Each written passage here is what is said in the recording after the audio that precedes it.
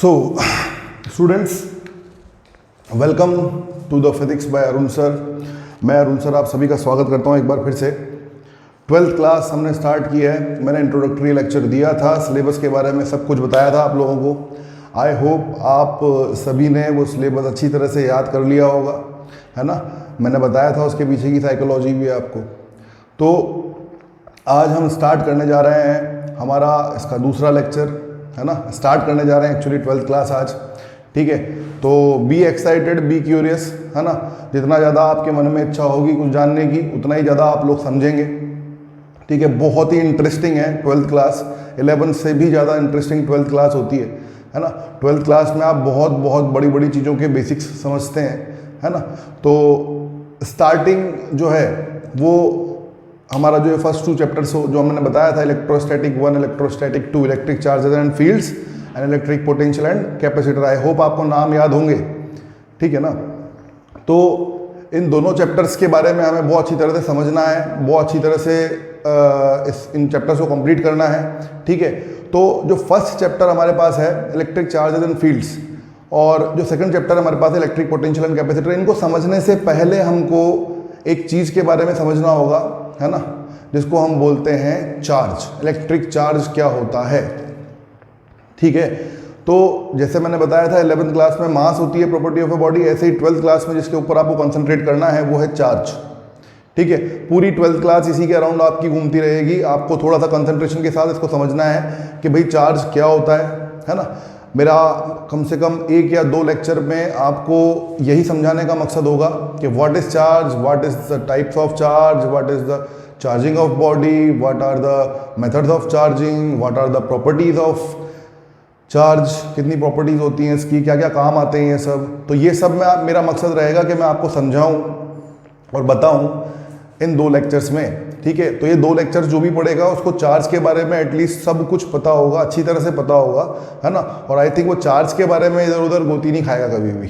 समझ गए आप मेरी बात, है ना। तो चार्ज के बारे में जानना बहुत ज़रूरी है। क्यों, सवाल आता है मन में क्यों। तो इसका आंसर ये है बच्चों कि जब हम चार्ज को जान जाएंगे अच्छी तरह से, तभी तो उसको रोक कर पढ़ेंगे, तभी तो उसको चलाएंगे, तभी तो उसको चला कर पढ़ेंगे, तभी तो उसको कांस्टेंट स्पीड से चलाएंगे, तभी तो उसको एक्सेलरेट करेंगे। और आप तो जानते ही हैं शुरुआती 8 चैप्टर्स हमारे यही हैं कि रुका हुआ चार्ज, यूनिफॉर्म स्पीड से चलता हुआ चार्ज, और एक्सेलरेटेड मोशन में चलता हुआ चार्ज, डीएक्सेलरेटेड मोशन में चलता हुआ चार्ज। तो है तो चार्ज ही। तो चार्ज के बारे में अच्छी तरह से समझ जाएंगे तो एटलीस्ट सब कुछ हमको फिर आसान लगने लग जाएगा, थोड़ा सही लगने लग जाएगा। तो एक बार क्या है ना, आप इसके बारे में अच्छी तरह से जान लें, समझ लें, ये मेरा मकसद है। और मैं बहुत ही शांति के साथ अच्छी तरह समझा रहा हूँ आपको, और ये उम्मीद करता हूँ कि आप लोग भी अपने रजिस्टर में इसको अच्छी तरह से नोट करेंगे। जैसे क्लास होती है, क्लास में आप सब लगे रजिस्टर लेकर बैठते हैं, उसी प्रकार आप यहाँ पर भी रजिस्टर लेकर बैठें, अपना कल का सिलेबस पूरा याद करें, समझें, है ना। जो एनालॉजी समझाई है मैंने उसकी वो समझें। और यहाँ पर भी जो मैं अब आज आपको स्टार्ट कराने जा रहा हूँ चार्ज, ये चैप्टर स्टार्ट नहीं है, ध्यान से सुनिएगा। ये चैप्टर की स्टार्टिंग नहीं है, ये जस्ट मैं आपको चैप्टर को पढ़ने के लिए जो चीज़ पढ़नी है वो पढ़ा रहा हूँ पहले, उसके बाद चैप्टर स्टार्ट करेंगे, ठीक है। तो सबसे पहले स्टार्ट करते हैं हम व्हाट इज चार्ज। बहुत बड़ी चीज़ है बच्चों चार्ज, ठीक है। समझते नहीं हम लोग, बहुत ही बड़ी, बहुत ही वास्ट, बहुत ही मस्त चीज़ है, शानदार चीज़ है चार्ज। चार्ज क्या होता है, चार्ज के बारे में अगर मैं आपको बताऊं कि चार्ज क्या होता है, तो charge is a property of a body. ध्यान से लिख लीजिएगा, charge is a property of a body, charge is a property of a body due to which that body interact, interact के बाद ब्रैकेट में लिखिएगा अट्रैक्ट और repel. Charge is a property of a body due to which that body interact, attract और repel with the another body, ठीक है। Charge is the property of a body due to which that body interact with the another body, ठीक है। Charge किसी भी body की वो property होती है जिसकी वजह से वो बॉडी किसी दूसरी बॉडी से इंटरैक्ट करती है, ठीक है, अट्रैक्ट या रिपेल करती है, ठीक है ना। चलिए सबसे पहले मैं बताता हूं आपको इलेक्ट्रोस्टैटिक, जो हम स्टार्ट करने वाले हैं आज। बार बार बार बार याद रखें, इलेक्ट्रोस्टैटिक कोई बहुत भारी वर्ड लगता है, लेकिन कोई ऐसा भारी वर्ड नहीं है। इलेक्ट्रो मतलब क्या होता है बच्चों, इलेक्ट्रो मतलब होता है ये जो यहां पर इलेक्ट्रो लिखा हुआ है इलेक्ट्रोस्टैटिक का, इस इलेक्ट्रो का मतलब होता है एनीथिंग रिलेटेड टू चार्जेस, ठीक है। और स्टैटिक का मतलब तो हम सब जानते ही हैं, स्टैटिक का मतलब क्या होता है,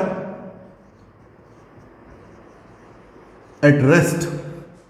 तो हमको पढ़ना क्या है, इलेक्ट्रोस्टैटिक का मतलब क्या है हमारे पास, इलेक्ट्रोस्टैटिक का मतलब है चार्जेस एट रेस्ट। आपको रुके हुए चार्ज पढ़ने हैं। अब ये रुके हुए चार्ज कहीं पर भी रुके हुए हो सकते हैं, है ना, किसी रॉड के ऊपर रुके हुए हो सकते हैं, है ना, किसी स्फीयर के ऊपर रुके हुए हो सकते हैं, या कहीं ऐसे ही पड़े हुए हो सकते हैं, इस बोर्ड के ऊपर पड़े हुए हो सकते हैं, प्लेन शीट है रेक्टेंगुलर, इसके ऊपर पड़े हुए हो सकते हैं। कहीं पे भी रुके हुए चार्ज होने चाहिए, चलने नहीं चाहिए वो, सिर्फ रुके हुए चार्ज के बारे में हमको अभी पढ़ना है। तो भाई रुके हुए चार्ज के बारे में पढ़ना है, तो चार्ज क्या है सर ये तो पढ़ाओ, ठीक है। तो इसीलिए मैंने चैप्टर का नाम जरूर डाल दिया, chapter 1 electric charges and electric fields. लेकिन सबसे पहले मैं उसके बारे में, उस चैप्टर के बारे में आपसे डील करूंगा, उसमें क्या क्या कंटेंट्स हैं वो बताऊंगा, लेकिन वो सब बाद में होगा। पहले हम किसके बारे में समझेंगे, सिर्फ चार्ज के बारे में, कि चार्ज क्या होता है, ठीक है ना। तो चार्ज क्या होता है, इसकी डेफिनेशन मैंने आपको बताई सबसे पहले, कि चार्ज जो है उसकी डेफिनेशन क्या है, charge is a property of a body due to which that body interacts with the another body, ठीक है ना। अच्छा, ये डेफिनेशन याद करनी है, रटनी है, सबसे पता ही है आपको। किस तरह से अपन ने मास की भी डेफिनेशन याद की थी, उसी तरह अपन ने यहाँ पर 12th क्लास में चार्ज की डेफिनेशन को याद कर रहे हैं, ठीक है ना। चलिए अब देखिए, चार्ज को डिनोट जो हम करते हैं वो करते हैं बेटा क्यू से, कैपिटल क्यू से, स्मॉल क्यू से, किसी से भी आप डिनोट करते हैं, क्यू से डिनोट किया जाता है चार्ज को। ये आपने 10th क्लास में भी पढ़ा होगा, ठीक है ना। अच्छा, इसकी जो ऐसा यूनिट होती है, इसकी ऐसा यूनिट होती है बेटा कूलम्ब। कूलम्ब स्पेलिंग देख लेना, कूलम्ब, इसको सी से डिनोट करते हैं अपन। किससे डिनोट करते हैं इसको, सी से डिनोट किया जाता है, ठीक है। तो चार्ज की डेफिनेशन और ऐसा यूनिट मैंने आपको अभी तक बताई, ठीक है ना। अभी सब समझाया नहीं कुछ भी, क्या होता है क्या नहीं होता, लेकिन अभी आप सब समझें, बस इतना समझें क्या होता है भाई चार्ज की definition. Charge is property of a body, किसी भी बॉडी की प्रॉपर्टी होती है ना। सबसे पहले क्या, उसके बाद कंडीशन। क्या होती है charge, charge is the property of a body due to which that body interacts with the another body, as simple as that. समझ गए होंगे आप लोग। चलिए, अच्छा, इसकी ऐसा यूनिट क्या होती है चार्ज की, चार्ज की ऐसा यूनिट होती है कूलम्ब, है ना। कूलम्ब, कूलम्ब बोलते हैं इसको, है ना। जैसे अपन डिस्टेंस की यूनिट बोलते हैं ना, 5 मीटर 10 मीटर, मीटर यूनिट होती है, ऐसे ही चार्ज की यूनिट होती है कूलम्ब। 1 कूलम्ब, 3 कूलम्ब, 4 कूलम्ब, ये सब, ठीक है ना। Okay, coulomb. आगे बढ़ते हुए हम टाइप्स ऑफ चार्जेस के बारे में जानेंगे। टाइप्स ऑफ चार्जेस, चार्जेस कितने टाइप के होते हैं। तो भाई चार्जेस जो है वो 2 टाइप के होते हैं। कितने टाइप के होते हैं, 2 टाइप के होते हैं। एक तो होता है बेटा पॉजिटिव चार्ज, और एक होता है बेटा नेगेटिव चार्ज, है ना। ये सब नोट डाउन करना है आपको। एक तो होता है पॉजिटिव चार्ज, एक होता है नेगेटिव चार्ज। पॉजिटिव चार्ज किसके पास होता है बेटा, charges are of 2 types, first second, है ना, positive and negative. Positive charge होता है बेटा प्रोटॉन के पास, इसलिए प्रोटॉन को अपन पॉजिटिवली चार्ज बोलते हैं। नेगेटिव चार्ज होता है बेटा इलेक्ट्रॉन के पास, किसके पास, इलेक्ट्रॉन के पास, ठीक है। पॉजिटिव चार्ज प्रोटॉन के पास होता है, नेगेटिव चार्ज इलेक्ट्रॉन के पास होता है, ठीक है। अच्छा, प्रोटॉन के पास चार्ज कितना होता है बेटा, प्लस ई। इलेक्ट्रॉन के पास चार्ज कितना होता है बेटा, माइनस ई, ठीक है। कूलम्ब यूनिट होती है, तो कूलम्ब रख दो। अब आप सोच रहे होंगे, है ना, कि सर आप क्या पढ़ा रहे हो सर, ये प्लस ई और माइनस ई, ये समझ में ही नहीं आया। तो बेटा ई जो है, एक्चुअली इलेक्ट्रॉन जो है, एक स्टार पॉइंट डाल लीजिए यहां पर और लिख लीजिए, electrons are the smallest independent unit of charge, है ना। इलेक्ट्रॉन्स जो है वो स्मॉलेस्ट और आजाद, सबसे छोटी और सबसे आजाद यूनिट है किसकी, चार्ज की। ये बात याद रखें आप, ठीक है ना। सबसे smallest independent unit of charge क्या होती है, इलेक्ट्रॉन्स होते हैं, है ना। अभी मैं सब समझाऊंगा इसकी एनालॉजी, आप सिर्फ इतना समझिए। What is charge, charge is the property of a body due to which that body interacts with another body. दूसरा, व्हाट इज ऐसा unit of charge, coulomb. What are the types of charges? There are two types of charges, positive charge and negative charge. Positive charge is with proton, negative charge is with electrons, ठीक है ना। And कितना charge होता है एक proton पे? Plus ई coulomb, और electron पे कितना चार्ज होता है? माइनस ई कूलम। अब ये ई क्या है? ये वो स्मॉलेस्ट यूनिट है, 1.6 इंटू 10⁻⁻19 कूलम, ठीक है ना। ये ई का मतलब क्या है वो चीज समझो आप। ये ई का मतलब जो है ना, यहाँ ई लिखा हुआ है, यानी कि प्रोटॉन पे कितना चार्ज होगा बेटा? Plus 1.6 into 10⁻⁻19 coulomb. इलेक्ट्रॉन पे कितना चार्ज होगा बेटा? Minus 1.6 into 10⁻⁻19 coulomb. As simple as that, ठीक है। अब समझ में आया ना आपको ये प्लस ई और माइनस ई का मतलब क्या है, ठीक है। तो there are two types of charges, proton and electrons, ठीक है। प्रोटॉन्स के पास प्लस ई चार्ज होता है। There are two types of charges, positive and negative. Positive charges with proton, negative charges with electron. Proton के पास चार्ज होता है plus ई, electron के पास charge होता है minus e. Plus e means plus 1.6 into 10⁻⁻19, minus e मतलब minus 1.6 into 10⁻⁻19 coulomb. Coulomb is the unit of charge. इतनी बात आपको समझ में आनी चाहिए, ये कॉपी में नोट डाउन होना चाहिए सब कुछ, ठीक है। एंड इलेक्ट्रॉन जो है वो सबसे smallest independent unit of charge होती है, ये भी आपको पता होना चाहिए। कुछ पॉइंट्स हैं, ये बहुत इंपॉर्टेंट पॉइंट्स हैं, ठीक है। तो हम जब भी किसी की चीज के बारे में जानते हैं तो हम यही लिखते हैं कि भाई उसकी डेफिनेशन क्या है, उसके एसआई यूनिट क्या है, वो क्या है क्या नहीं है, सब कुछ ये सब चीज लिखते हैं। तो आगे लिखिए charge is a scalar quantity. एक और पॉइंट लिख लीजिए जल्दी से, charge is a scalar quantity. वैसे ये प्रॉपर्टी ऑफ चार्जेस में मैं दोबारा बताऊंगा कि charge is a scalar quantity, लेकिन वो बात की बात है, वो बाद में पढ़ेंगे अपन, है ना। लेकिन अभी के लिए स्टार्टिंग में भाई हम सबसे पहले जब भी कोई भी क्वांटिटी को याद करते थे तो इसी तरह से याद करते थे। याद कीजिए आप लोग, इसी तरह से हम हर क्वांटिटी को याद करते थे कि उसकी डेफिनेशन, उसकी एसआई यूनिट, वो कौन सी क्वांटिटी है, उसके टाइप्स क्या हैं, यही हम जानते थे। तो चार्ज के बारे में भी हमने यही जाना कि भाई उसकी डेफिनेशन क्या है, उसकी एसआई यूनिट क्या है, उसको कौन सी क्वांटिटी है ना, और उसके टाइप्स क्या हैं, है ना, उन टाइप्स के ऊपर कितना चार्ज होता है, वो सब हमने जाना है अभी तक, ठीक है। ओके, ठीक है भाई।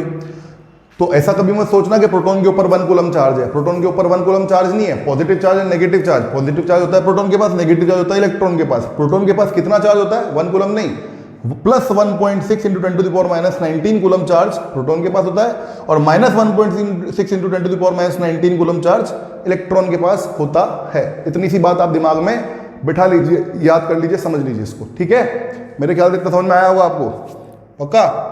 ओके, चलिए आगे बढ़ते हैं।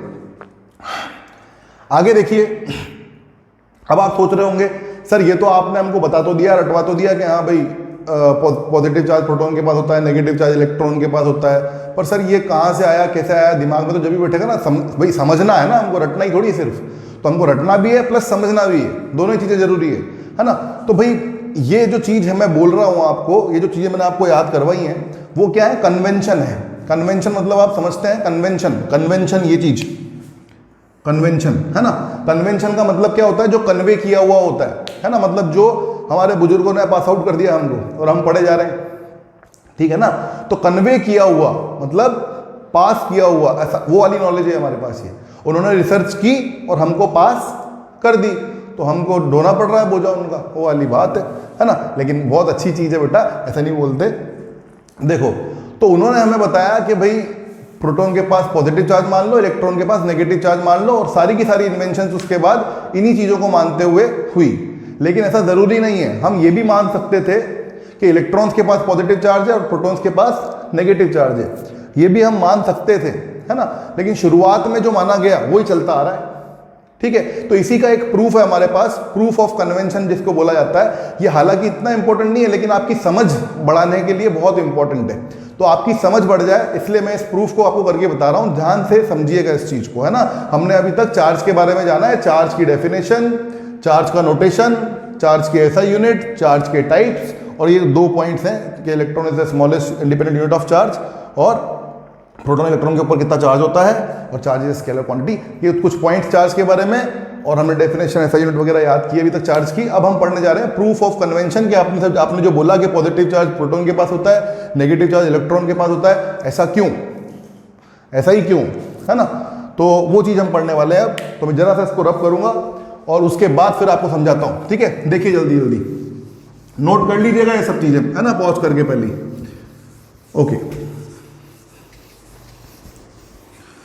तो आप कन्वेंशन पे आते हैं, प्रूफ ऑफ कन्वेंशन पे आते हैं अपन, ठीक है ना। तो ये प्रूफ क्या कहता है भाई, देखिए ध्यान से, है ना, ध्यान से समझिएगा इसको, क्या है ये प्रूफ। छोड़ो इसको, हटाओ।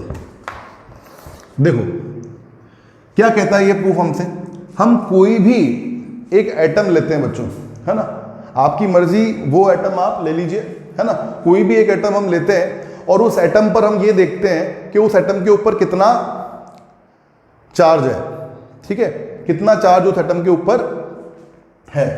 तो एटम के ऊपर आपको पता होगा बेटा चार्ज 0 होता है, एटम इज इलेक्ट्रिकली न्यूट्रल, ठीक है ना। कोई भी एक एटम देखते हो आप तो उसके ऊपर जितने उसमें प्रोटॉन होते हैं उतने उसमें इलेक्ट्रॉन होते हैं, है ना। अच्छा, कोई भी एटम होता है तो आपने पढ़ा होगा 11th क्लास में एटॉमिक स्ट्रक्चर। मैं मान लो सोडियम एग्जांपल ले रहा हूं यहां पर, है ना, 11 Na23, ये सोडियम का एटम होता है बेटा, है ना, ये एटॉमिक नंबर और ये एटॉमिक मास होता है, नहीं होता है, होता है ना। तो ये मैं सोडियम का एक एग्जांपल ले रहा हूं आपके यहां पे। अगर मैं इसका कंस्ट्रक्शन करूं, एटम बनाऊं, तो कैसे बनाते हैं हम, वो देखो एटॉमिक स्ट्रक्चर में कि ये होता है हमारे पास न्यूक्लियस, होता है नहीं होता, न्यूक्लियस होता है साहब। अब ये न्यूक्लियस के अंदर क्या होता है बेटा, न्यूक्लियस के अंदर प्रोटॉन और न्यूट्रॉन होते हैं, न्यूक्लियस के अंदर प्रोटॉन और न्यूट्रॉन होते हैं, है ना। तो प्रोटॉन कितने होंगे, जितने एटॉमिक नंबर, यानी कि 11 प्रोटॉन्स हैं, है ना। और न्यूट्रॉन कितने होंगे बेटा, atomic mass minus atomic number, उतने आपके पास न्यूट्रॉन होते हैं। तो 23 माइनस 11 कितना हुआ, 12 न्यूट्रॉन्स होते हैं। समझ में आया ये चीज, है ना। ये आपने पढ़ा होगा एटॉमिक स्ट्रक्चर में, केमिस्ट्री के अंदर, है ना, कि भाई न्यूक्लियस के अंदर क्या क्या होता है, प्रोटॉन और न्यूट्रॉन होते हैं। तो मैंने प्रोटॉन और न्यूट्रॉन लिख के बता दिया आपको, कोई परेशानी वाली बात इसमें नहीं है। चलिए, ये न्यूक्लियस बन गया मेरा। इसके बाद ये first shell, first orbit, second orbit, है ना। फर्स्ट में कितने इलेक्ट्रॉन्स होते हैं बच्चों, 2, 1, 2। फिर सेकंड में कितने, 8, 2 तो हो गए, 3, 4, 5, 6, 7, 8, 9, 10, 8 हो गए इसमें, 2 ये और 8 ये, 10 हो गए। कितने इलेक्ट्रॉन होने चाहिए, 11। तो एक शेल और बनेगा यार, है ना, एक शेल और बनेगा। तो ये मान लो यहां पर ले लेता हूं मैं ये एक इलेक्ट्रॉन, ठीक है। तो टोटल इलेक्ट्रॉन भी कितने हो गए, देखो 1, 2, 3, 4, 5, 6, 7, 8, 9, 10, 11, ठीक है ना। तो 11 इलेक्ट्रॉन्स हो गए और 11 प्रोटॉन्स हो गए और 12 न्यूट्रॉन्स हो गए। ये हमने सोडियम का एटम बनाया है यहां पर। और सोडियम, किसी भी एटम के ऊपर, किसी भी एटम को अगर हम देखें तो वो एटम कैसा होता है, इलेक्ट्रिकली न्यूट्रल होता है। मतलब उसके ऊपर चार्ज क्या होता है, टोटल 0, है ना। यानी कि टोटल Q टोटल क्या है यहां पर, 0। तो ये कोई भी एटम इलेक्ट्रिकली क्या होता है, न्यूट्रल होता है। ये बात हमेशा याद रखना, ठीक है। कोई भी एटम इलेक्ट्रिकली न्यूट्रल होता है क्योंकि उसके अंदर जितने प्रोटॉन होते हैं उतने ही इलेक्ट्रॉन होते हैं। अच्छा, अगर मैं बोलूं ये पेन है मेरे पास, है ना, ये प्योर एटम से बना हुआ है मान लो, ठीक है। तो इसके ऊपर कितना चार्ज है, ठीक है। तो चार्ज नहीं है क्या इसके अंदर, इसके अंदर चार्ज है, लेकिन जितना प्रोटॉन है उतना ही इलेक्ट्रॉन है। इसका मतलब इसके ऊपर चार्ज कितना हो गया, फिट्टूस हो गया, यानी 0 हो गया, है ना। प्रोटॉन ने इलेक्ट्रॉन को मार दिया या न्यूट्रल हो गए, शादी कर ली दोनों ने, है ना। हो, चलो देखो, तो 11 Na23 ये एटम मैंने बनाया है यहां पर। ये न्यूक्लियस है इसका और ये आउटर ऑर्बिट्स हैं, है ना। 288 की कॉन्फ़िगरेशन होती है, 2, 8 और मेरे पास फिर एक ही बचा था, तो 11 तो आपके इलेक्ट्रॉन हो गए, 11 प्रोटॉन और 12 न्यूट्रॉन। टोटल चार्ज मैंने क्या बोला, इलेक्ट्रिकली न्यूट्रल होता है हर एक एटम, इसलिए मैंने टोटल चार्ज क्या बोल दिया, 0, ठीक है। अच्छा, अब मैं मानता हूं बेटा कि प्रोटॉन के ऊपर कितना चार्ज है, मान लो Q1 है, और इलेक्ट्रॉन के ऊपर कितना चार्ज है, मान लो Q2 है ना। ऐसा मैंने मान लिया, मान लेते हैं ऐसा, क्योंकि न्यूट्रॉन के ऊपर तो कोई चार्ज होता नहीं है, वो तो इलेक्ट्रिकली न्यूट्रल ही है ना। तो प्रोटॉन के ऊपर Q1 चार्ज माना, इलेक्ट्रॉन के ऊपर Q2 माना, है ना। मुझे पता ही नहीं कौन सा प्लस है और कौन सा माइनस है, कौन सा प्लस है कौन सा नेगेटिव है, ये मेरे को मालूम नहीं है। तो मैंने Q1 Q2 मान लिया, ठीक है ना। अच्छा, अब कितने प्रोटॉन है, 11, है ना। तो कितने हो गए भाई, 11 प्रोटॉन हो गए। तो 11 प्रोटॉन के ऊपर कितना चार्ज हो गया, 11 Q1, है ना, और 11 इलेक्ट्रॉन के ऊपर कितना चार्ज हो गया, 11q2। हुआ नहीं हुआ इतना चार्ज, हो जाएगा, है ना भाई। मेरे पास 11 प्रोटॉन और 11 इलेक्ट्रॉन है, एक प्रोटॉन एक इलेक्ट्रॉन थोड़ी जो q1 और q2 हो जाएगा। 11 प्रोटॉन 11 इलेक्ट्रॉन है तो 11q1 और 11q2। अच्छा, टोटल चार्ज इस पूरे एटम के ऊपर कितना हो जाएगा भाई, प्रोटॉन और इलेक्ट्रॉन के ऊपर ये चार्ज, तो न्यूट्रॉन के ऊपर तो है ही नहीं, है ना। तो सिर्फ प्रोटॉन और इलेक्ट्रॉन के ऊपर चार्ज है, न्यूट्रॉन के ऊपर नहीं है। इस वजह से मैं जो भी चार्ज उनके ऊपर है उनको प्लस कर देता हूं। तो q टोटल क्या होना चाहिए, 11q1 प्लस 11q2, ठीक है। और इलेक्ट्रिकली न्यूट्रल होने के लिए ये पूरा किसके बराबर होना चाहिए, 0 के बराबर, है ना। एटम इलेक्ट्रिकली न्यूट्रल होता है तो ये सब 0 के बराबर होना चाहिए। अब 0 के बराबर होना चाहिए तो देखो यहां से आपके पास दो इक्वेशंस आ जाएंगी। एक तो आएगी बेटा कि q1 equals to minus q2, और एक आएगी, ये भी इसको आप ऐसे भी लिख सकते हो कि q2 equals to minus q1। दोनों ही इक्वेशन राइट है या नहीं है बताओ। इस इक्वेशन का मतलब क्या है, जो q1 क्या है, प्रोटॉन, जो प्रोटॉन के ऊपर चार्ज होगा वो क्या होगा, जो इलेक्ट्रॉन के ऊपर चार्ज है उसके आगे माइनस लगा दो, है ना। और जो इलेक्ट्रॉन के ऊपर चार्ज होगा वो कितना होगा, जो प्रोटॉन के ऊपर चार्ज है उसके आगे माइनस लगा दो। समझ में आया कि नहीं आया, है ना।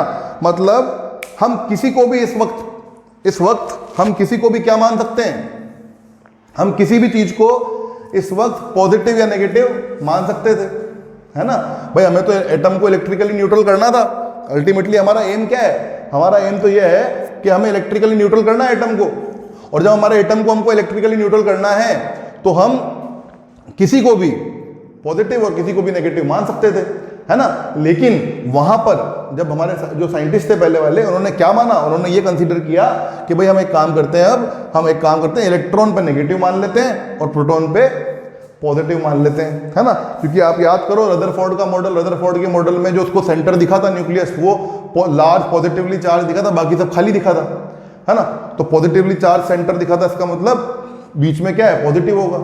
तो ये कन्वेंशन मानी गई कि बीच में पॉजिटिव और आसपास नेगेटिव चार्ज होते हैं, है ना। तो वो एटॉमिक मॉडल में पढ़ेंगे भी, सही हम बाद में, आपने पढ़ा भी होगा 11th क्लास में। मैं छोटा सा कन्वेंशन आपको एक एटम का एग्जांपल लेके बताया कि सोडियम का एग्जांपल अगर हम लें तो ये इस तरह से कन्वेंशन हमने मानी, ठीक है। चलिए, तो ये प्रूफ ऑफ कन्वेंशन हमारा खत्म हो गया, ठीक है। अच्छा, अगर हम बात करें अब चार्जिंग ऑफ बॉडी की, चार्जिंग ऑफ द बॉडी की, है ना। तो देखो इसको बनाने से हमारा एक बहुत अच्छा फायदा हो जाता है। वो क्या, मैं आपको अच्छी तरह से समझा सकता हूं अभी कि इसके ऊपर हम चार्ज कैसे करेंगे। चार्जिंग ऑफ द बॉडी मतलब व्हाट है ना। पहले तो ध्यान से समझो, देखो आप लोग मेरे सामने नहीं बैठे हुए हो, है ना। तो अगर सामने बैठे होते तो मैं आपकी शक्लें देख के समझ जाता कि अभी आपको समझ में आ रहा है या नहीं आ रहा है ना। अभी नहीं समझ में आया तो एक बार वापस से रिवाइव करके देखिएगा क्या समझाने की कोशिश की मैंने, है ना। चार्ज हमने समझा है, चार्ज क्या होता है ना। चार्ज की ऐसा यूनिट क्या होती है ना। चार्ज के टाइप्स क्या होते हैं वो हमने समझा, पॉजिटिव नेगेटिव। पॉजिटिव प्रोटॉन के पास होता है, नेगेटिव इलेक्ट्रॉन के पास होता है, प्रोटॉन के पास प्लस ई चार्ज होता है, यानी प्लस 1.6 × 10⁻19 कूलम चार्ज होता है। इलेक्ट्रॉन के पास माइनस ई चार्ज होता है, मतलब माइनस 1.6 × 10⁻19 कूलम चार्ज होता है ना। और electron is the smallest independent unit of charge, ये भी आपको पता चल गया। उसके बाद आपने ये भी समझ लिया कि चार्ज इज है स्केलर क्वांटिटी, है ना, सब समझा। उसके बाद प्रूफ ऑफ कन्वेंशन, तो प्रूफ ऑफ कन्वेंशन क्या था कि भाई समझाना था कि भाई प्रोटॉन के ऊपर पॉजिटिव और इलेक्ट्रॉन के ऊपर नेगेटिव क्यों माना, है ना, क्या ऐसी जरूरत पड़ गई। तो वो अपन ने देखा, सोडियम का एग्जांपल लिया हमने, उसका एटम बनाया और अलग अलग चार्ज बन के उनको इलेक्ट्रिकली न्यूट्रल किया, तो हमारे पास दो इक्वेशंस आई। सॉल्व कीजिएगा इसको, 11 कॉमन आके 0 के पास चल जाएगा, 0 हो जाएगा, q1 equals to minus q2 या q2 equals to minus q1, यही इक्वेशंस दो आएंगी, है ना। अगर आप ये मान लो तो भी सही है, ये मान लो तो भी सही है। इसका मतलब हम ये मानते हैं कि भाई इलेक्ट्रॉन के ऊपर पॉजिटिव और प्रोटॉन के ऊपर नेगेटिव है, तो भी सही होता, है ना। लेकिन वो माना नहीं गया, माना यही गया कि इलेक्ट्रॉन के ऊपर नेगेटिव होता है और प्रोटॉन के ऊपर पॉजिटिव होता है। ऑलराइट, चलते हैं आगे। तो आगे की बात है बेटा चार्जिंग ऑफ द बॉडी की, ध्यान से समझते जाइएगा। चार्जिंग ऑफ द बॉडी, किसी भी बॉडी को हमें चार्ज करना है। मान लो हमें पॉजिटिवली चार्ज करना है किसी बॉडी को, है ना। कोई अनचार्ज बॉडी हमारे पास है, अनचार्ज मतलब उसके ऊपर अभी कोई चार्ज नहीं है, ऐसा है क्या? नहीं, उसके ऊपर चार्ज तो है। अनचार्ज बॉडी कहने का मतलब क्या है कि उसके अंदर चार्ज तो है लेकिन जितना पॉजिटिव चार्ज है उतना ही नेगेटिव चार्ज भी है, इसलिए पॉजिटिव नेगेटिव फिट टूस हो गए, है ना। तो वहां पे चार्ज क्या हो गया टोटल, उस पर 0। तो किसी भी बॉडी पे अगर आप बोल रहे हो कि चार्ज 0 है, इसका मतलब क्या होता है ये समझ लेना। किसी भी बॉडी पे आप बोल रहे हो कि चार्ज 0 है, इसका मतलब ये होता है कि उस बॉडी के ऊपर चार्ज 0 होने का मतलब ये होता है कि उस बॉडी के अंदर जो है जितने प्रोटॉन है उतने ही इलेक्ट्रॉन्स हैं, है ना। जितने पॉजिटिव चार्ज है उतना ही नेगेटिव चार्ज भी उसके अंदर है, ये उसका मतलब होता है। अच्छा, अब हमको क्या करना है, समझिए। अब हमको क्या करना है, किसी अनचार्ज बॉडी को जिसके अंदर सब कुछ फिट हुआ पड़ा हुआ है, मतलब जितने पॉजिटिव उतने ही नेगेटिव पड़े हुए हैं, है ना। तो अब हमको क्या करना है, हमको उसको चार्ज करना है ना। किसी को पॉजिटिवली चार्ज करना है, किसी को नेगेटिवली चार्ज करना है, तो हम कैसे कर सकते हैं, है ना। तो देखो, अगर ये एटम है मेरे पास, यहां पर दिख रहा होगा आपको सबको एटम। ध्यान से देखना बच्चों, बहुत ही इंपॉर्टेंट लेक्चर है, बहुत ही बेसिक चीज है ना। इसलिए मैं चाह रहा हूं कि आप बहुत ही ज्यादा ध्यान से इन चीजों को समझें, क्या मैं बोल रहा हूं, है ना। कॉपी में नोट डाउन करें, है ना। देखो, 2-2, 3-3 बार रिपीट कर रहा हूं एक ही वीडियो में, ताकि आपको लगे कि क्लास जैसा फील आए थोड़ा, है ना। देखिए ध्यान से समझिए, ये एटम है मेरे पास, इस एटम को ही मान लो मेरे को तो चार्ज करना है ना। Everything in the world is made up of atom, ये तो आप जानते हैं, सभी चीजें एटम से मिलकर बनी हुई हैं, है ना। तो ये सोडियम का एटम ले लिया मैंने, और सोडियम के एटम को मेरे को चार्ज करना है, ठीक है। तो मान लीजिए पॉजिटिवली चार्ज करना है इसको मुझे, है ना। तो इस एटम को, इस सोडियम के एटम को मुझे पॉजिटिवली चार्ज करना है। कैसे करूंगा बताओ, बताओ, है ना। आप बोलोगे सर इस सोडियम के एटम में 11 तो प्रोटॉन है और 11 इलेक्ट्रॉन है, यही बोलोगे, यानी इसके अंदर 11 तो पॉजिटिव चार्ज है और 11 ही नेगेटिव चार्ज है इसके अंदर, है कि नहीं है। आप बोल रहे हो कि भाई आपको इसको क्या करना है, पॉजिटिवली चार्ज बनाना है, you have to make it positively charge, positively charge आपको इसको बनाना है। तो क्या करना पड़ेगा उसके लिए बताइए, है ना। देखो भाई, अभी तो 11-11 फिट हो रखा है ना। आप एक काम करो, एक इलेक्ट्रॉन कहीं से लाके इसके अंदर डाल दो, तो क्या होगा, 12 इलेक्ट्रॉन हो जाएंगे और 11 प्रोटॉन हो जाएंगे, तो ये नेगेटिव चार्ज हो जाएगा, नहीं हो जाएगा। तो मतलब वो तो हमको करना नहीं, हमको क्या करना है, इसको पॉजिटिवली चार्ज करना है। तो मैं क्या करूं, है ना, मैं इसमें से एक इलेक्ट्रॉन निकाल लेता हूं, है ना। अब जैसे ही मैंने एक इलेक्ट्रॉन निकाला, है ना, देखो, आफ्टर रिमूविंग 1 इलेक्ट्रॉन, क्या हो गया बेटा, 11 तो प्रोटॉन थे ही सही, 11 की जगह 10 ही इलेक्ट्रॉन रह गए, क्योंकि एक इलेक्ट्रॉन मैंने निकाल लिया, है ना। तो ये केस हो गया। मतलब इसका मतलब क्या हुआ, इसका मतलब 11 तो पॉजिटिव है, लेकिन नेगेटिव कितना है, सिर्फ 10 ही नेगेटिव है बस। समझ गया, समझे कि नहीं समझे, है ना। तो मतलब अब ये हमारा कैसा बन गया, ये बन गया हमारा पॉजिटिव चार्ज, समझ में आया, है ना। मतलब आपने इलेक्ट्रॉन निकाल दिया तो क्या बन गया, आपका अनचार्ज बॉडी क्या बन गई, पॉजिटिवली चार्ज। ध्यान से समझिएगा इस चीज को बच्चों, जो भी कमजोर बच्चे हैं वो भी ध्यान से देख लें, ये प्रोसेस बहुत इंपॉर्टेंट है जो याद रखना है आपको, ठीक है। अच्छा, कुछ बच्चे ऐसे होंगे, देखो समझाता हूं मैं आपको, डिटेल में समझा रहा हूं आराम से, इसलिए जल्दीबाजी नहीं कर रहा हूं। कुछ बच्चे ऐसे होंगे जो बोलेंगे सर क्यों ना हम प्रोटॉन को निकाल दें, क्यों ना हम प्रोटॉन डाल दें एक्स्ट्रा, क्यों ना हम यहां पर 12 प्रोटॉन और 11 इलेक्ट्रॉन कर दें। सोच सकता है यार, कोई भी सोच सकता है, उसमें क्या, क्यों ना सर हम यहाँ पर एक काम करें ना, यहाँ पर 11 प्रोटॉन और 11 इलेक्ट्रॉन है, 11 प्रोटॉन 11 इलेक्ट्रॉन की जगह हम 12 प्रोटॉन और 11 इलेक्ट्रॉन कर देंगे, तो भी तो पॉजिटिव चार्ज हो जाएगा ना, हो जाएगा, बिल्कुल राइट हो आप। लेकिन प्रोटॉन बेटा न्यूक्लियस के अंदर होता है, वो फंसा हुआ होता है, वो इंडिपेंडेंट नहीं है, वो डिपेंडेंट है, वो इंडिपेंडेंट नहीं है। इसीलिए मैंने आपको याद करो पहले लिखवाया था कि electron is the smallest independent unit of charge. तो इंडिपेंडेंट होना भी उतना ही जरूरी है। प्रोटॉन को आप अंदर बाहर नहीं कर सकते हो, ये कंडीशन है, समझे आप लोग। प्रोटॉन को आप अंदर बाहर नहीं कर सकते, इस कंडीशन के साथ अगर आपको करना होगा तो क्या होगा, समझ रहे हैं ना आप, है ना। तो प्रोटॉन को आप अंदर बाहर नहीं कर सकते। ध्यान से देख लीजिए क्या किया मैंने, एक बार जल्दी से ध्यान से देख लीजिए इस चीज को।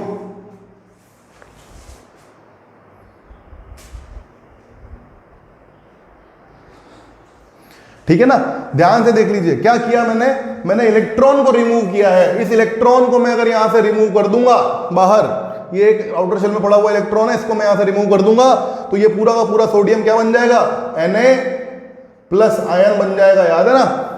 हाँ बिल्कुल। अच्छा वैसे तो इसकी टेंडेंसी नहीं होती, लेकिन फिर भी मेरे को अगर इसको नेगेटिवली चार्ज करना हो तो क्या करूं, नेगेटिवली चार्ज करना हो तो इलेक्ट्रॉन को क्या करूंगा मैं, एक और, ये तो ये पड़ा ही हुआ है, एक और इलेक्ट्रॉन को मैं यहां से डाल दूंगा इधर, ठीक है। तो इसके ऊपर 11 इलेक्ट्रॉन थे, 12 इलेक्ट्रॉन हो जाएंगे और 11 प्रोटॉन रह जाएंगे, तो ये नेगेटिवली चार्ज हो जाएगा। समझे ना मेरी बात, आप सिंपल सी बात समझिए बेटा कि you can play with only electrons, आप सिर्फ इलेक्ट्रॉन के साथ खेल सकते हैं। किसी भी बॉडी को चार्ज करने के लिए आप सिर्फ इलेक्ट्रॉन्स के साथ खेल सकते हैं, प्रोटॉन्स के साथ नहीं, because protons are not independent, electrons are the independent unit of charge. तो इलेक्ट्रॉन को अंदर बाहर करके, ऐड करके या रिमूव करके, इलेक्ट्रॉन्स को ध्यान से सुनिए, इलेक्ट्रॉन्स को ध्यान से सुनिए, इलेक्ट्रॉन्स को ध्यान से सुनिए, इलेक्ट्रॉन्स को अंदर बाहर करके आप किसी भी बॉडी को पॉजिटिवली या नेगेटिवली चार्ज कर सकते हैं। Electron is a negative charge, अगर नेगेटिव चार्ज को आप किसी बॉडी के अंदर घुसेड़ोगे तो वो बॉडी नेगेटिवली चार्ज हो जाएगी यार, सिंपल सी बात है। और इलेक्ट्रॉन को अगर आप किसी बॉडी के अंदर से निकालोगे, मतलब नेगेटिव चार्ज को किसी बॉडी के अंदर से निकालोगे तो वो बॉडी पॉजिटिवली चार्ज हो जाएगी, सिंपल सी बात है। इतना सा केस याद रख लो, ये लाइन मेरी सुन लेना, बहुत इंपॉर्टेंट है, ठीक है। You can play with only electrons, electron को अंदर बाहर करके ही आप किसी बॉडी को पॉजिटिवली और नेगेटिवली चार्ज कर सकते हो। इलेक्ट्रॉन्स नेगेटिवली चार्ज होते हैं, अगर वो किसी बॉडी के अंदर आपने इलेक्ट्रॉन को घुसेड़ा यानी नेगेटिव चार्ज को घुसेड़ा, मतलब वो बॉडी नेगेटिव हो गई। किसी बॉडी के अंदर से आपने इलेक्ट्रॉन निकाला यानी आपने नेगेटिव चार्ज निकाल लिया, मतलब वो पॉजिटिवली चार्ज हो गई, एज सिंपल एज दैट। समझ में आ गया, आ गया। तो चार्जिंग ऑफ द बॉडी की डेफिनेशन लिख लीजिए फटाक से, जल्दी जल्दी लिखिए, बोल रहा हूं मैं, जल्दी जल्दी लिखिए। द प्रोसेस ऑफ एडिंग और removing the electrons, the process of adding and removing the electrons, the process of adding and removing the electrons to make the body negatively and positively charged respectively। पहले adding बोला है मैंने, तो add करोगे तो negative होगी ना, इसलिए, है ना। दोबारा से बोल रहा हूं, डेफिनेशन याद रखिएगा। द प्रोसेस ऑफ एडिंग और removing the electrons from a body to make it negatively and positively charge respectively is known as charging of the body। समझ में आ गया होगा मेरे ख्याल से आपको, is known as charging of the body। किसी भी बॉडी के अंदर से इलेक्ट्रॉन्स को ऐड करना किसी भी बॉडी में, या इलेक्ट्रॉन्स को उस बॉडी से बाहर निकालना, है ना, जिससे कि वो बॉडी नेगेटिवली या पॉजिटिवली चार्ज हो जाए। इसी प्रोसेस को क्या बोलते हैं हम, चार्जिंग ऑफ द बॉडी बोलते हैं, है ना। चार्जिंग ऑफ द बॉडी बोला जाता है भाई इस प्रोसेस को, एज सिंपल एज दैट। इसमें कोई रॉकेट साइंस तो है नहीं, बहुत सिंपल सी चीज है ना। चलिए, तो मैंने इस एटम से आपको अंदर बाहर करके इलेक्ट्रॉन बताया भी सही, कैसे प्लस Na बन जाता है ना। अच्छा, Na माइनस नहीं बनता है, इसकी टेंडेंसी नहीं होती है इस एटम की ऐसी, है ना। वो टेंडेंसी के बारे में आप केमिस्ट्री में पढ़े भी होंगे, है ना। तो इसको क्या चाहिए कि ये अपना 8 इलेक्ट्रॉन स्टेबल होने के लिए कर ले इधर, है ना। तो 8 तो कर नहीं पाएगा, तो क्या करेगा, एक इलेक्ट्रॉन ही है तो निकाल देगा। समझ रहे हो ना, वो सब चीज़ें समझी भी हैं हमने, और हम एटम्स वगैरह जब पढ़ेंगे तो और भी समझेंगे, ठीक है। चलिए, अभी इतना ज़्यादा खास आपको ध्यान देने की ज़रूरत नहीं है। अभी हमने सिर्फ चार्ज की डेफिनेशन, चार्ज की यूनिट, चार्ज के टाइप, चार्ज का कौन सा चार्ज किसके पास होता है, प्रोटॉन के पास पॉजिटिव, इलेक्ट्रॉन्स के पास नेगेटिव, है ना, और 1-2 points, charge is the smallest independent unit of charge, और स्केलर क्वांटिटी होती है ये, और प्रूफ ऑफ कन्वेंशन पढ़ लिया हमने, चार्जिंग ऑफ द बॉडी हमने क्या होता है ये पढ़ लिया, ठीक है ना। तो चार्जिंग ऑफ द बॉडी के अंदर ही बेटा क्या है, देखो समझो आप, इसको मैं मिटा रहा हूं, रब कर रहा हूं।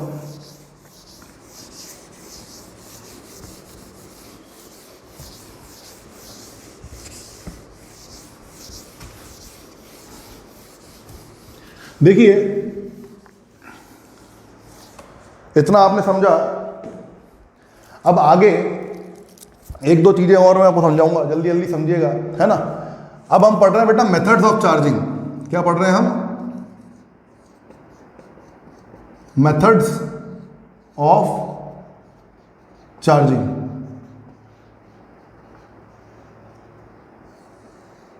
ठीक है, ओके। मेथड्स ऑफ चार्जिंग, तो चार्जिंग के मेथड्स जो होते हैं बेटा वो 3 होते हैं। एक तो होता है बेटा फ्रिक्शन, फर्स्ट फ्रिक्शन, है ना, सेकंड कंडक्शन,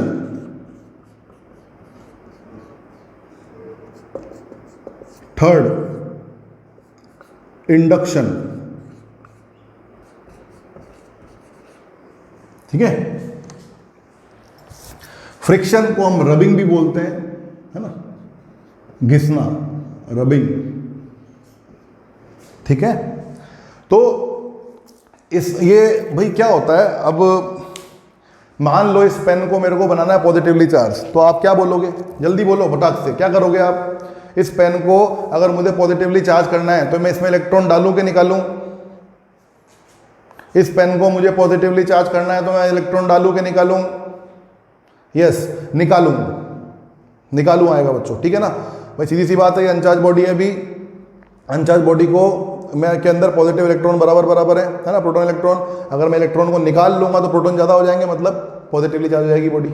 ठीक है ना, अगर इस बॉडी को मेरे को नेगेटिवली चार्ज करना है तो क्या करूँ, इलेक्ट्रॉन डालूं कि निकालूं? डाल दूं, है ना, तो नेगेटिव ज़्यादा हो जाएंगे, इलेक्ट्रॉन ज़्यादा हो जाएंगे, तो नेगेटिवली चार्ज हो जाएगी। अच्छा, तो निकालिए फिर, ये आपके पास पेन होगा तो पेन में से करिए, इलेक्ट्रॉन निकाल लो जल्दी से, निकाल लिए, बोलो निकाल लिए, मैं निकालूं? देखो, है ना, नहीं निकाल सकते बच्चों, है ना। क्या होता है, ये जो एडिंग और रिमूविंग ऑफ इलेक्ट्रॉन है ना, ये आप अपन स्वतः नहीं कर सकते, हाथ से नहीं कर सकते ना यार। ऐसा थोड़ी है कि इसके ऊपर से इलेक्ट्रॉन निकाल दिया, ये फेंक दिया, ये ले पॉजिटिवली चार्ज हो गई, या कहीं से यूं लाया इलेक्ट्रॉन और घुसेड़ दिया इसके अंदर, ऐसा थोड़ी होता है यार, ऐसा नहीं होता है, समझ गया ना। ओके, तो क्या करना है आपको, इसके ऊपर आपको इसको अगर चार्ज करना है ना, तो आपको कुछ मेथड्स दिए गए हैं जिसके जरिए आप इसके अंदर से जो इलेक्ट्रॉन है वो निकाल भी सकते हैं और इलेक्ट्रॉन्स डाल भी सकते हैं। कहने का मतलब एडिंग और रिमूविंग ऑफ इलेक्ट्रॉन्स आप कर सकते हैं बाय दीज मेथड्स, 3 मेथड्स। समझे आप मेरी बात, है ना। तो इन तीनों मेथड के बारे में आज नहीं बताया जाएगा, हम ये बाकी के दोनों मेथड और प्रॉपर्टीज ऑफ चार्जेस, इसका एक लेक्चर और बनेगा, है ना। वो जब लेक्चर कंप्लीट होगा तो you will know everything about the charge after that lecture. आप सेकंड लेक्चर के बाद चार्ज के बारे में आप हर एक चीज जान जाओगे, ठीक है ना। अभी तक आप आधा तो जान ही चुके हो, लेकिन अभी ये मेथड्स हैं कि किसी भी बॉडी को अगर आपको चार्ज करना है ना, पॉजिटिवली चार्ज करना है, उसके अंदर से इलेक्ट्रॉन निकालना है, नेगेटिवली चार्ज करना है, उसके अंदर इलेक्ट्रॉन डालना है ना, तो वो कैसे कर सकते हैं? ऐसे तो निकाल नहीं सकते ना भाई, सिंपल सी बात है। तो कैसे कर सकते हैं भाई? इन 3 तरीके से आप कर सकते हो। हम आज सिर्फ ये इस वाला को डिस्कस करेंगे, ध्यान से लिख लीजिएगा तीनों, है ना। आज हम क्या करेंगे, सिर्फ फ्रिक्शन और रबिंग वाले को डिस्कस करेंगे, इन दोनों को, और प्रॉपर्टीज ऑफ चार्जेस को हम नेक्स्ट लेक्चर में डिस्कस करेंगे। फ्रिक्शन एंड रबिंग मतलब घिसना। फ्रिक्शन मतलब क्या होता है, रबिंग मतलब क्या होता है, घिसना, किसी भी चीज को घिसना, है ना। तो आपने देखा होगा कि स्केल होता है, स्केल, है ना, वो तेलू जो लोग होते हैं उनके बालों में करके घिसो, है ना, और घिसने के बाद पीस ऑफ पेपर को यूँ उठाओगे तो आपने बचपन में करके देखा होगा, वो पीस ऑफ पेपर चिपक जाते हैं उससे, है ना। क्यों चिपक जाते हैं भाई, है ना, क्योंकि अपोजिट चार्ज जनरेट हो जाता है उसके अंदर और वो उसको अट्रैक्ट करते हैं पीस ऑफ पेपर को, है ना। और इसी चीज को हम रबिंग वाला प्रोसेस बोलते हैं, ठीक है।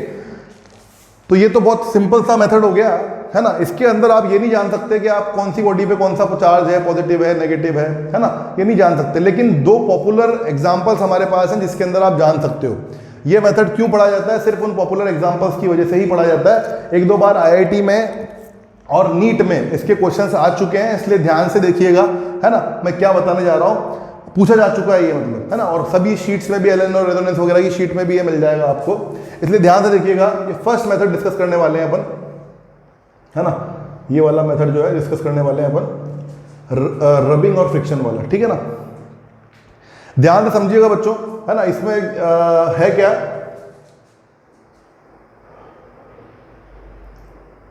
फर्स्ट एग्जांपल जो है, और सेकंड बात बताऊंगा। फर्स्ट एग्जांपल जो है उसके अंदर क्या है बेटा, एक तो है ग्लास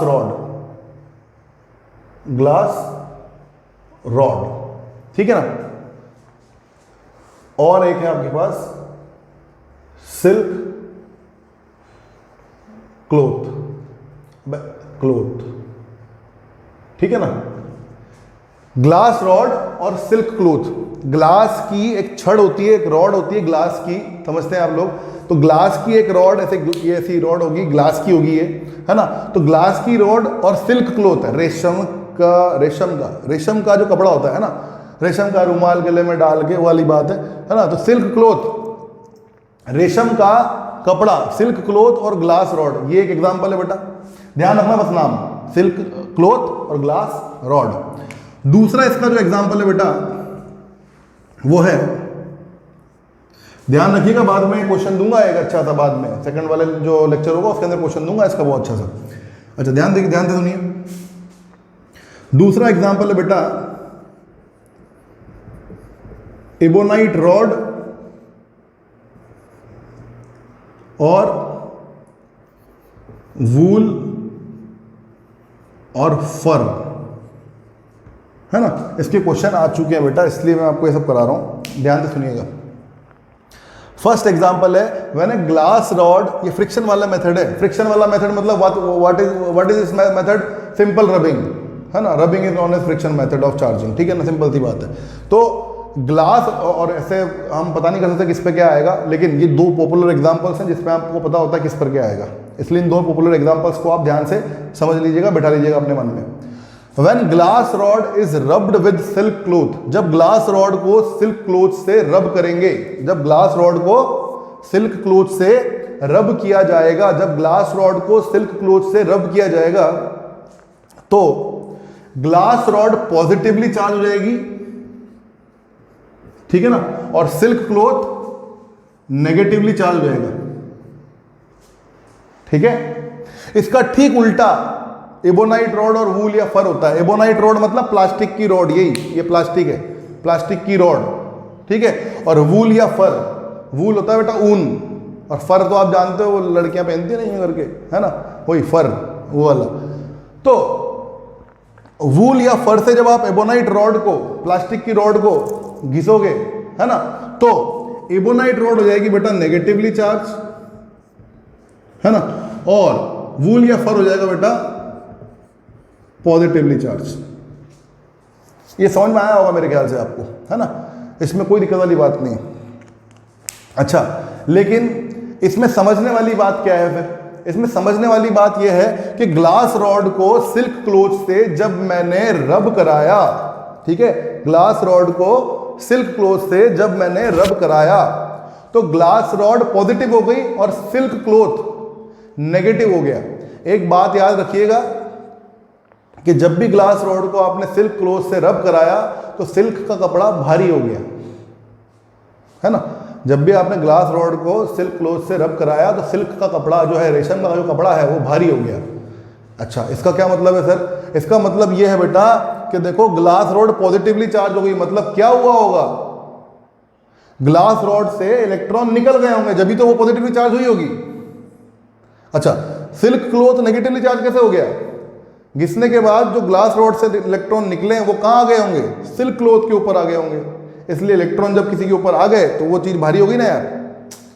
ऐसे ही याद रखने के लिए बता रहा हूँ, है ना। तो याद रखिएगा, जब भी ग्लास रॉड को सिल्क क्लोथ से आप रब करोगे तो सिल्क का कपड़ा भारी हो जाएगा। मतलब क्या होगा? सिल्क का कपड़ा भारी मतलब उसके अंदर इलेक्ट्रॉन आ गए, मतलब वो हो गई नेगेटिवली चार्ज, और ग्लास रॉड हो गई पॉजिटिवली चार्ज, ठीक है। तो हुआ क्या होगा, बैक प्रोसेस क्या है, ये आपको पता होना चाहिए कि भैया ग्लास रॉड से इलेक्ट्रॉन निकले होंगे और सिल्क क्लोथ के ऊपर चले गए होंगे, इसलिए ग्लास रॉड पॉजिटिवली चार्ज हो गई, सिल्क क्लोथ हमारा नेगेटिवली चार्ज हो गया, ठीक है ना। चलिए, ऐसे ही एबोनाइट रॉड में क्या है भाई, प्लास्टिक की जो रॉड होती है उसको जब वूल या फर से रब किया जाता है तो वूल या फर से इलेक्ट्रॉन निकलकर एबोनाइट रॉड पे आ जाते हैं, मतलब प्लास्टिक की रॉड भारी हो जाती है, ठीक है ना। प्लास्टिक की रॉड भारी हो जाती है, मतलब क्या हुआ कि इलेक्ट्रॉन्स वूल या फर से तो निकले, वो पॉजिटिव हो गया, और एबोनाइट रॉड के अंदर चल गए, वो नेगेटिव हो गया। Got it? समझ रहे होंगे मेरे ख्याल से आप, है ना। बहुत ही सिंपल सी चीज है। तो ये दो पॉपुलर एग्जांपल्स हैं, इसके पीछे का बैक प्रोसेस भी याद रखिए, है ना। तो आज हमने क्या पढ़ा बच्चों, दोबारा से एक बार बता देता हूं। आज हमने चार्ज पढ़ा, चार्ज की डेफिनेशन पढ़ी, चार्ज की यूनिट पढ़ी, है ना, और चार्ज के टाइप्स पढ़े, पॉजिटिव नेगेटिव, पॉजिटिव प्रोटॉन के पास होता है, नेगेटिव इलेक्ट्रॉन के पास होता है, ये पढ़ा उनके पास कितना कितना चार्ज होता है। प्रोटॉन के पास प्लस 1.16 × 10⁻19 कूलम होता है, इलेक्ट्रॉन के पास माइनस 1.16 × 10⁻19 कूलम होता है। बोल सकते हो इतनी तेज? बोल के देखना है ना एक बार।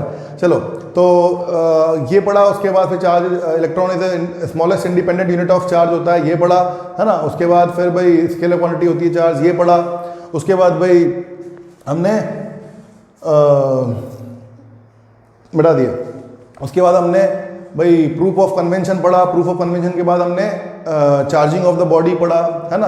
किस तरह से हम किसी बॉडी को चार्ज कर सकते हैं, उसके अंदर से इलेक्ट्रॉन को ऐड या रिमूव करना है हमको, उसको चार्जिंग ऑफ द बॉडी बोलते हैं। कैसे कर सकते हैं भाई, हाथ से तो कर नहीं सकते, तो प्रोसेस है ना।